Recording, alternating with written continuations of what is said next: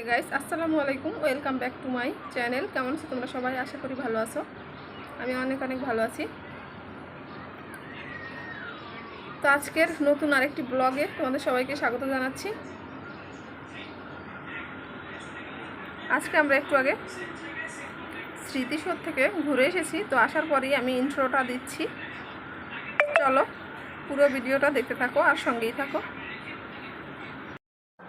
তো এখন আমরা রিকশায় উঠেছি, স্মৃতিসৌধে যাচ্ছি। তো যাওয়ার পর দেখো আমার ছেলের অবস্থা, সে কিছুতেই হাঁটবে না। তো আমরা যেতে যেতে অনেকটাই দেরি হয়ে গিয়েছিল। আমাদের বাসা থেকে একদমই কাছে, তো রোদের কারণে আমরা তাড়াতাড়ি যাইনি। এর আগের ভিডিওতে আমি দেখিয়েছিলাম আমাদের বাসা থেকেই স্মৃতিসৌধটা দেখা যায়। তারপর আরব তো কিছুতেই হাঁটবে না, বসবে না, ছবিও তুলবে না। আরবকে নিয়ে খুবই ঝামেলায় পড়ে গিয়েছিলাম।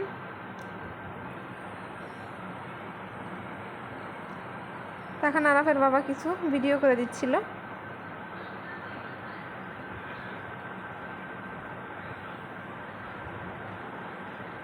তো ভিডিও এবং ফটোশ্যুট বা কিছুই ভালোভাবে করতে পারিনি।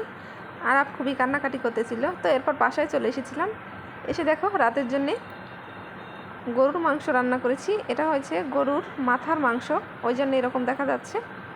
তো চলো তোমাদেরকে ভালোভাবে দেখাই কালারটা কীরকম এসেছে। এখানে চুলার উপরে কালারটা কীরকম যেন দেখা যাচ্ছে। আলোর কাছে নিয়ে যাই চলো।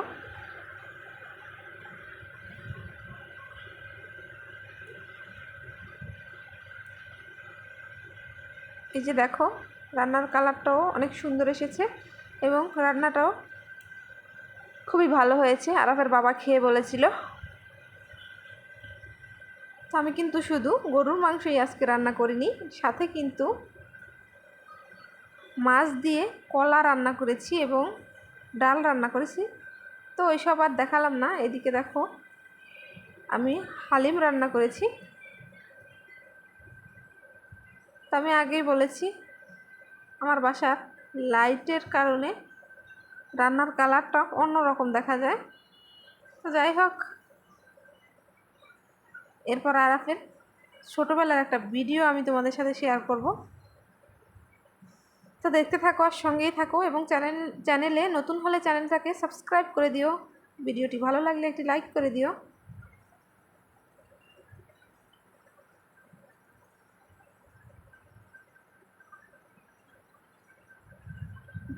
তো ওই ভিডিওটি শেয়ার করার আগে আমি তোমাদের সাথে আরও কিছু ক্লিপ শেয়ার করতেছিলাম।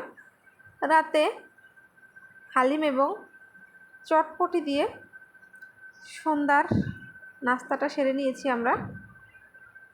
তো আমি চটপটিটা বানিয়ে নিয়েছি, সব কিছু দিয়ে দিয়েছি।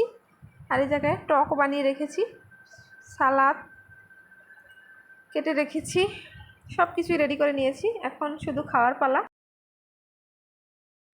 আফজান, তুমি কি পাগড়ি পরেছ?